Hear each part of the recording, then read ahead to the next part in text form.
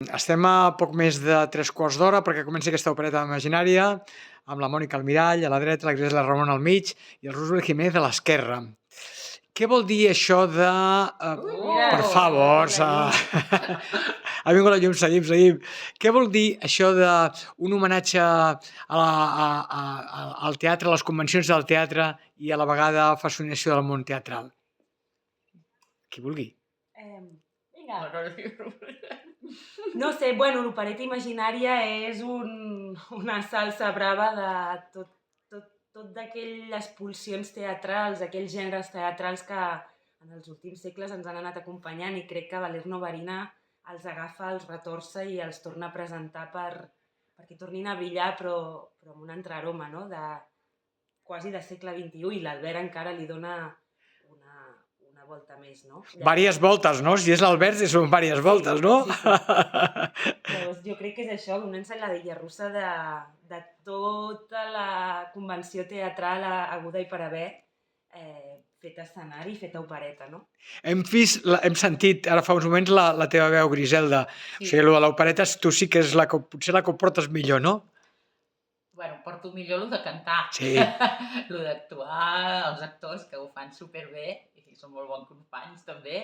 Però sí, bueno, la part de música d'opereta, que sempre n'ha d'haver una opereta, doncs la porto, no tota jo, perquè ells també canten i ballen, també.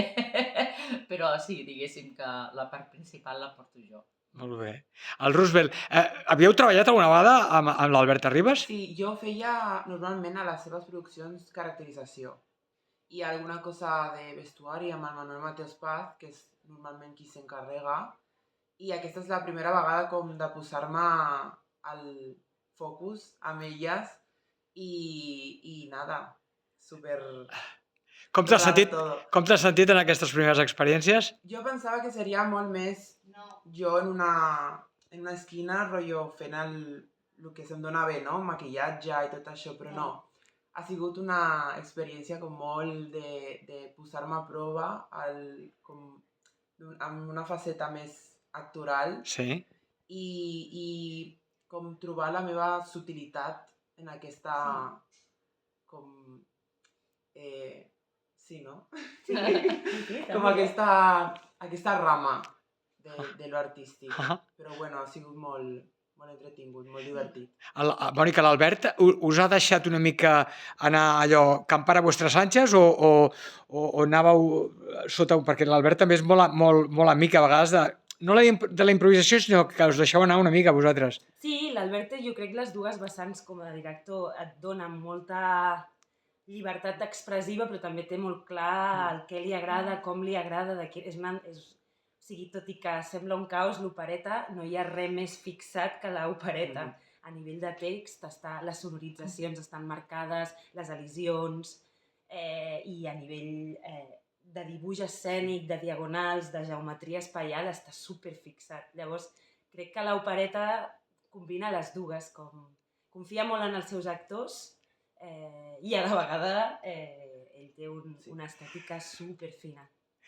L'Albert és incansable, a més ja li hem vist les seves últimes obres, fa poc l'hem veure a l'Àtrium, vull dir que no para. En aquesta ocasió, però, suposo que a diferència dels textos de la Coniller, doncs aquí haurà variat una mica, no? És a dir, allò que, per exemple, que tu comentaves abans, no? de que sí que és aquell text de la Valérie, portar-ho a l'actualitat.